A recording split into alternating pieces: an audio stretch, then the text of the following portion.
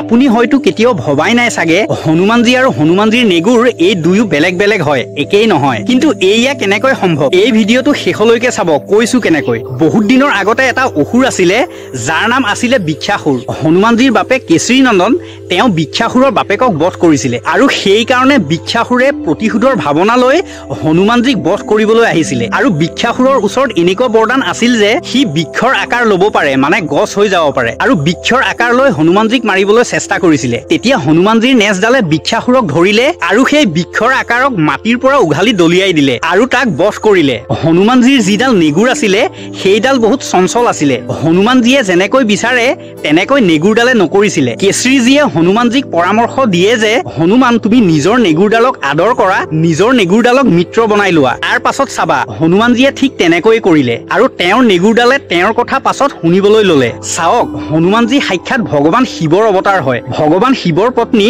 মা পাৰ্বতীয়ে অকলে কি কৰিব? আৰু হনুমানজীৰ যি নেগুৰ হয় সেয়া সাক্ষাৎ মা পাৰ্বতী হয়। আৰু সেই কাৰণে শিৱ আৰু শক্তি দুয়ো হনুমানজীৰ লগত বিৰাজমান হৈ আছে। আৰু হনুমানজীয়ে ভগৱান ৰাম আৰু সীতামাৰ পৰাও আশীৰ্বাদ পাই থৈছে। আৰু লগে লগে অনন্ত শেষ যাৰ সহস্ৰ মানে হাজাৰ মুখ আছে, তেওঁ হনুমানজীৰ মহিমাৰ গুণগান কৰে। সেই কাৰণে কোৱা হয় সহস্ৰ বদন তুম ৰোজ উস গাৱে। আৰু ইয়াৰ পাছত অসকহি শ্ৰীপদী কণ্ঠ লগাৱে। এই বিষয়ে পাছৰ ৰিলত কম।